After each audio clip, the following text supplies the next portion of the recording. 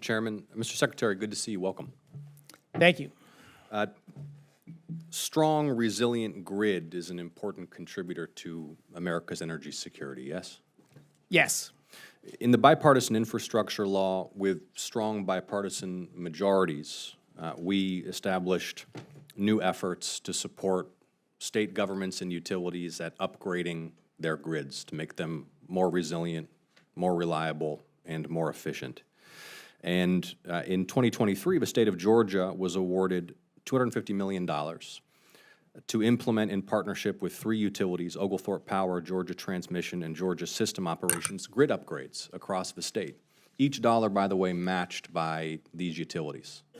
Private skin in the game as well. And this is especially important in rural Georgia. Just to paint the picture for you, after the storm last fall, Hurricane Helene, the outages lasted for weeks and weeks and weeks. There wasn't the manpower or the capacity to repair all the damage. There's a real need for grid upgrades in Georgia.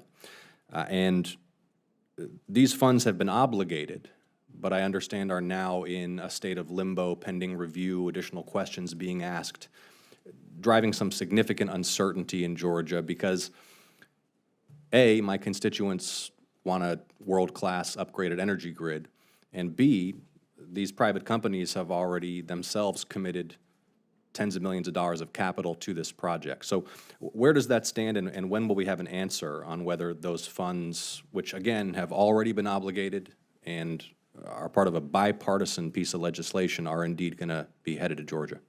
Yeah, Senator Ossoff, thank you for your question and your comments. I agree. Grid stability, and do we have challenges there? Absolutely. Is there work to be done there? Absolutely. I don't think you were here when I first laid out the reason. One of the reasons we're doing these very careful reviews was it's a similar story for the grants as the Loan Program Office, but I'll give the numbers from the Loan Program Office.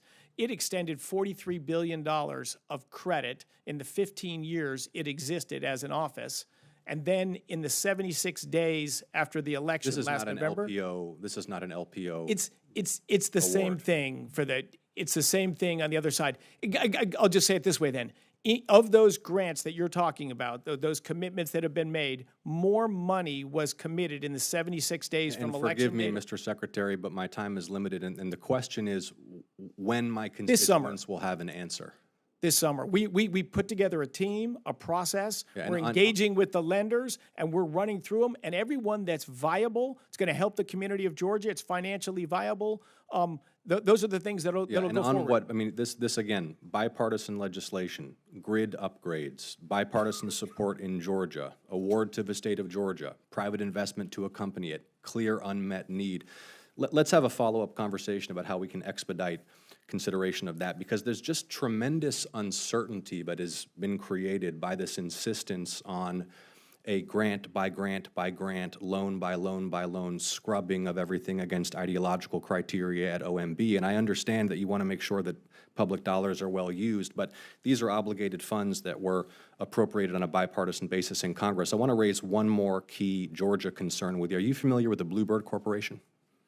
Most famous school bus in the world. Okay. Bluebird, made in Georgia. We're proud of it. So I recognize the name, but no, not okay. Made in Georgia. And there is growing demand from local school districts for electric school buses for all kinds of good reasons. And the Bluebird Corporation wants to get in on this and be able to meet that market demand. They've invested $80 million of private capital to retool an aging manufacturing facility to produce those electric school buses. That was matched by an $80 million federal grant from the Department of Energy. And similarly, and again, I frankly don't have time, with all due respect, for the big picture on what you're doing and why you're doing it. I sort of understand the talking points on that. What I want to convey to you is how important this is to Middle Georgia. This is one of the most storied and successful companies in Georgia history. When this grant was awarded, the Peach County Industrial Development Authority called it an awesome win for our community. Fort Valley Mayor Jeffrey Lundy said it's Celebration Day. Got a quote from a councilman here who said that when Bluebird goes up, Fort Valley goes up. When Bluebird goes down, Fort Valley goes down. And again, we've got private capital that's been hazarded, that's been invested, an expectation, a lot of commercial decisions that have been made assuming the federal government will make good on its commitments for funds it has obligated, when can Bluebird expect an answer? This summer, I think, is the time frame that we'll get This through summer all like the things. June, this summer like July, this summer like August? I can't get you that date right now, but it'll be done this summer. And you understand, Mr. Secretary, the cost of prolonged uncertainty, especially for these private companies, yes? I do, and if you reviewed the portfolio of things I've looked at that don't check the boxes you talked about, you'd understand why I can't just send out hundreds of millions of dollars of taxpayer money to bridges I'm to asking you to nowhere. make good on obligations that have already been made to the state of Georgia. We'll follow up on this directly as well. Thank you so much.